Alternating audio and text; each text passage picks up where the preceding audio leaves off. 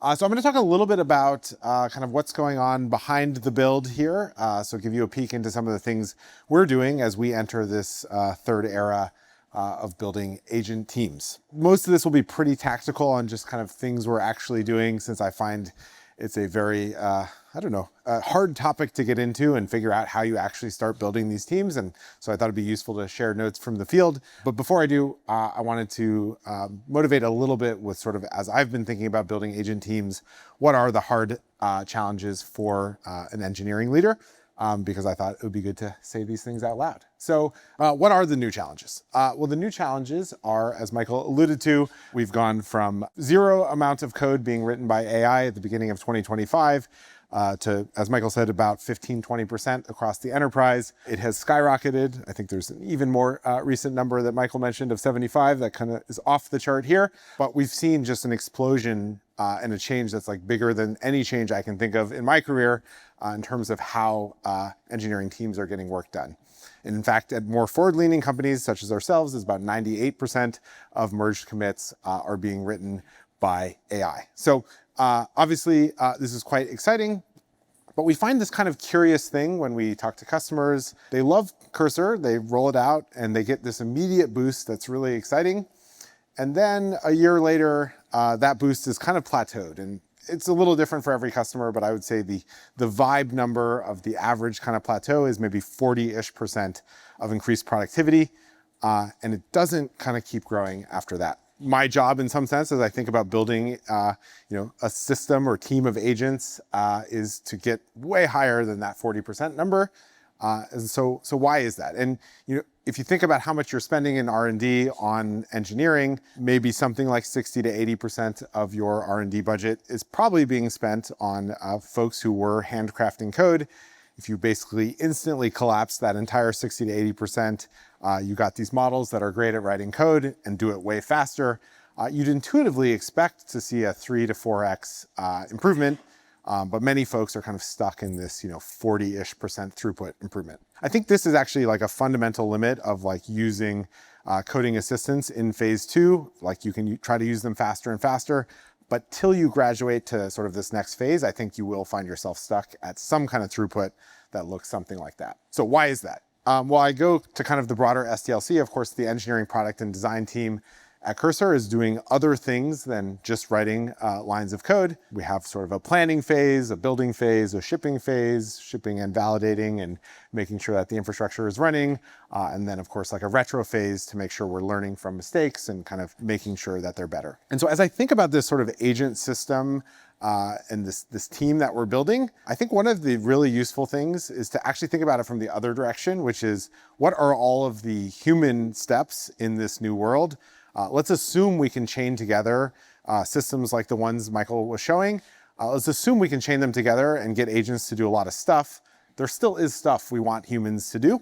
And so I like to approach it from that angle and ask myself, like, what are the things we still want humans to do? This is probably not all of the artifacts, but when you're in the plan phase, you can kind of imagine agents are getting good at collecting user feedback from interviews, doing market research, maybe even exploring the solutioning space. But at some point, you probably want a human before you go spend a bunch on building and marketing and selling something. You probably want a human to look at a rigorous plan and make sure that this artifact looks like something we do indeed want to invest in. And at the build phase, obviously some fraction of that is maybe being done by AI agents writing, effectively all of the code.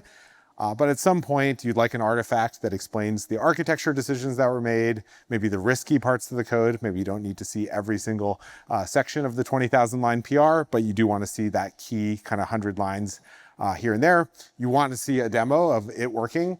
Every PR that I've ever loved when I was reviewing PRs had screenshots or had a demo link. It's obviously awesome if you have that. One of the really cool parts of Jonas's demo coming up will be sort of the agents actually producing this demo artifact.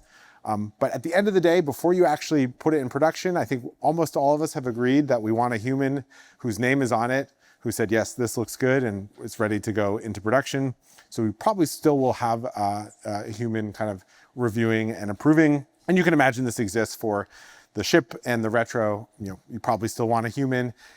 Ideally, you'd have as much of an AI SRE kind of doing stuff in production, but you probably still want humans with PagerDuty installed if the agents get stuck and there is a production outage. And obviously, humans will be trying to give feedback on the outcomes, and you'll be trying to learn from that and make the system stronger. And so I think the threshold problem that we have fundamentally is a problem that we've only replaced like a tiny part of the SDLC, and we found all of these new bottlenecks. So the rest of this talk is about how we're kind of getting into the details of trying to remove some of the rest of the bottlenecks. And admittedly, we are early in the journey as well, but we have been very focused on this for the last couple months. And so I wanted to share some notes from the field. Oh, sorry, one more abstract, slide. So if we think of our job as sort of turning intelligence into software, I kind of like to think of it like this, where intelligence is the models, the harness, a lot of what has made this sort of AI revolution possible. Then we have sort of the humans at the top, and we're thinking about the human's job. And I just kind of shared maybe like reviewing these artifacts and giving feedback on these artifacts. In the middle, we have this system or this team of agents that we need to build. And I think this is really the hard part, is figuring out what should be coming out of the system. And ideally, it's these very polished artifacts that have a very clear synthesis of what the agent did, a very clear set of decisions that the agent needs the human to make, and obviously all of the pixels so that you can envision exactly what it is that the agent is proposing. And then obviously you also want a really good I/O loop where the human is able to give high fidelity feedback into the agent. The agent is just going to pick it up, fix it, and run with it. And I think more and more as we think about sort of the new iteration of the Cursor IDE, we're thinking about making sure it's this amazing system for reviewing these polished artifacts and also giving feedback to them and learning from that feedback. As you think about this sort of agent team, I'd think about it as this middle block. And so we've been kind of digging in to building some of these. And you'll notice that some of these are actually outside of the core building part of the SDLC, but I think it's creating leverage on sort of time that other folks are spending, whether it's PMs, security folks, the growth team.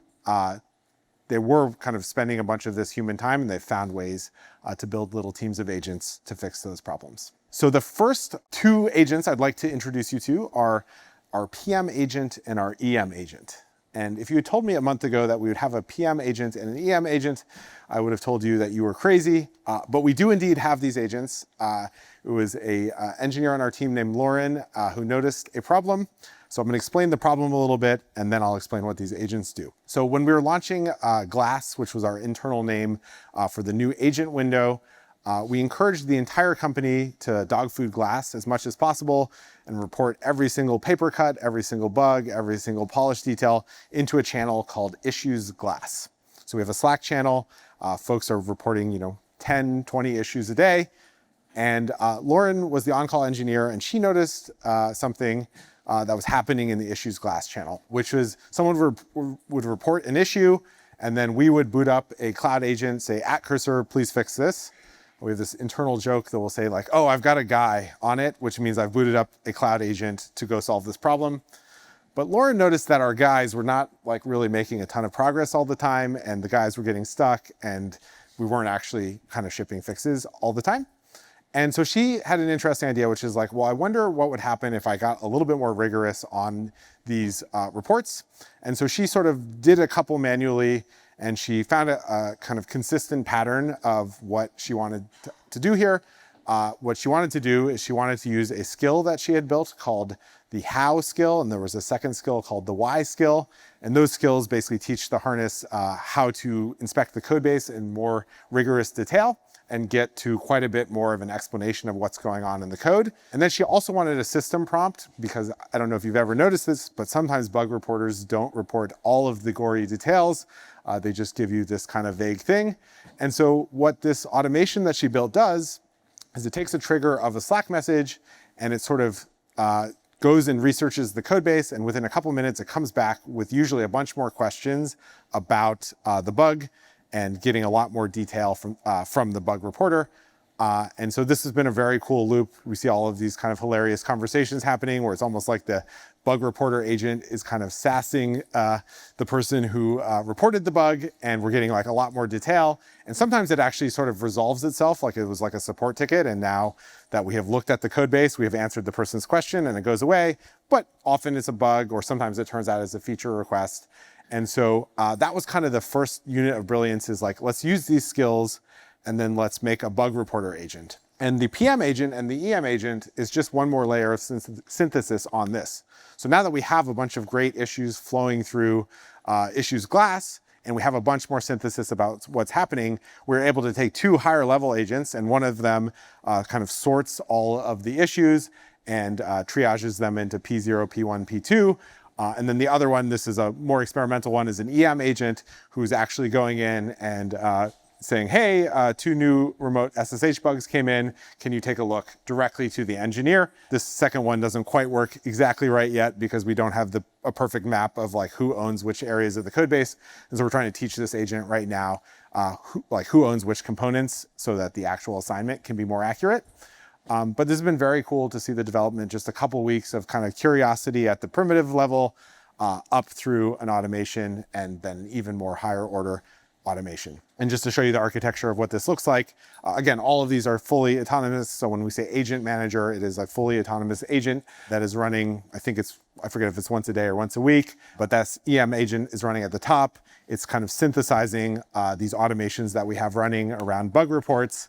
And then each of these is using a couple of skills and a couple of tools to figure out what's going on and kind of create clarity for the team. You know, I think what's cool about this is we're not in the build part of the SDLC right here. We're actually kind of closer to the plan part of the SDLC, but we've taken this task that was this really annoying task that one of the engineers would have to do, and we've made it much faster, more delightful, and more automated. And I think there's a long way to go here. Like, we need to get the EM agent sort of routing to the right engineer, and I think we'll probably need to learn from sort of success rates of what's happened in the past to create more of a knowledge layer in memories for these workflows. But I think we can start to get this to feel a lot better if we sort of invest in this. And so this is an example where we kind of went outside of our normal duties. And in this case, Lauren, she did a great job of sort of identifying a different problem, more of the meta problem, and started thinking about how we could kind of chain together some of these primitives of skills in Cursor and automations in Cursor to build what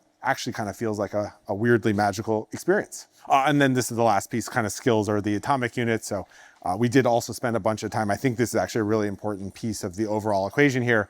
So we have this very kind of lengthy and precise how skill, which was kind of the critical piece missing when we were sort of assigning a cloud agent to things. We weren't digging in rigorously enough into the code base to figure out what was happening. And so this atomic unit was also incredibly important. And so it was kind of the insight of like, okay, Slack message comes in, I got to use this skill and one other skill, and then I got to get a little bit more information from the end user, and then that thing starts to be what is a more agentic experience. So I wanted to take you through one deep dive just to kind of give you a sense of how these are built. We have a couple other cool areas. One of them is the security bot. So this was from our security team. This trigger is more when a PR is published. So if you had infinite amounts of security resources, you would have an AppSec engineer kind of dig into every single PR and spend many hours looking over the PR, trying to find critical high, medium, and low vulnerabilities. We do not have infinite amounts of security engineers to do this. And so Travis on our team said, wouldn't it be cool if an agent did this instead? So again, this is a different automation, but it's running a series of prompts to go find all of the kinds of findings that AppSec engineers tend to find. And we have fixed over 200 vulnerabilities. Almost all of these are automatically fixed. These tend to catch like things that are pretty easy for agents to fix. But we have pretty meaningful progress, and I think we're not growing the AppSec team as fast as we would normally need to grow it because we've created leverage here. And in some sense, we're doing an even more thorough job on every single PR because we can afford to, because we just got a guy to do it. Another one, we were sort of changing some of the ways that we kind of require code review in our SDLC. So this is another automation that we made that's sort of triggered by a PR getting created. I call this the Agentic detection for lower risk commits. In summary, we had changed the policy so that a lot more code review was required in various circumstances. And we were using this sort of traditional kind of code owners thing where you'd have a PR that would sometimes hit like 8 different reviewers, and engineers were like super unhappy that these like tiny little string changes were then hitting like a whole bunch of different reviewers and getting blocked on that part of the process. We said, well, wouldn't it be cool if we got one of these agents to look at the PR and just give us a risk assessment? And sure enough, there are many PRs that go through that are very, very low risk. And so we got comfortable, without actually turning it on at first. We got comfortable with the risk assessments over the course of a week or so, and we get these sort of outputs on our PRs. And then once we got comfortable enough that these assessments seemed pretty reasonable, we made it so that when you got a very low risk assessment, you could just merge to production without a human reviewer. And actually, one of the other cool side effects is sometimes we get medium high risk, but the agent is also able to tell us who knows the most about this area of the code. And so it actually routes to a better code reviewer than the code owner's file has, because it's using a lot of this sort of depth of the code base and knowledge there. And so this one has been a hit and has allowed us to actually do more rigorous code review, but also let the less risky stuff through. And then finally, this is like a totally different part of the business, but our growth team has also been doing some cool stuff. So on the growth side, we have about 2 engineers doing a lot of experiments. We try to run 20 or 30 experiments a month. We were noticing that we were sort of doing a lot of manual work as we ran these experiments.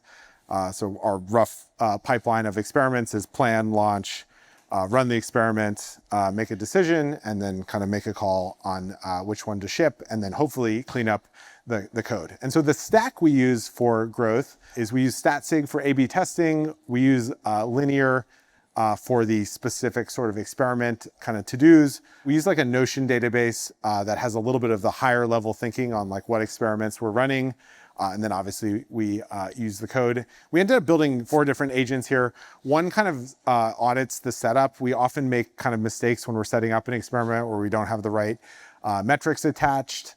We had a second one sort of to sync the docs. The PMs were kind of working in Notion. The engineers were working in Linear and StatSig and the code. And it was actually just like quite a bit of copy pasting what was going on. Monitoring the run was kind of a big problem. So we would sometimes launch an experiment and then like we wouldn't check on it for like 6 days. And then we'd see that the metrics were looking totally bonkers, or we had like not even measured one of the metrics correctly.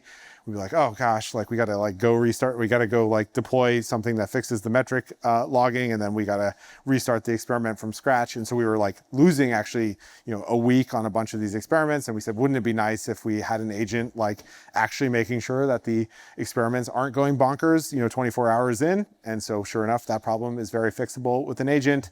We have an agent that kind of can help us like read the data from StatSig and actually suggest a winner. This is a place where we still have a human make the final call on which variant we want to go with.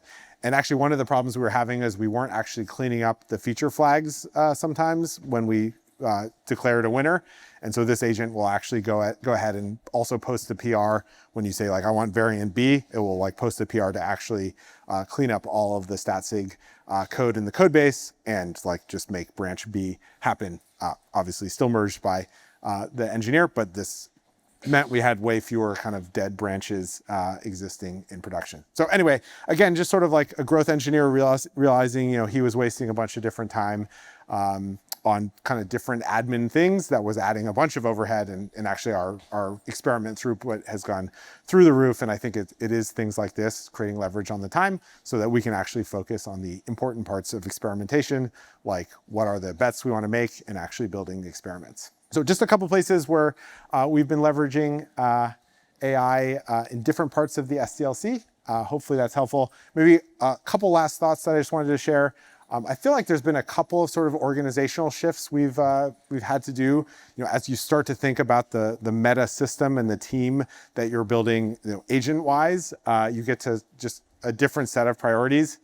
So one of the big things is we've been evolving the culture. It's really cool to see the culture starting to emerge. Like last night, someone said, we have a DevX channel, which is basically where software engineers go to complain about when they're having a problem with their DevX. someone said, it's kind of unfair. Like, why do humans get this channel and the agents running in the cloud don't have a place to complain?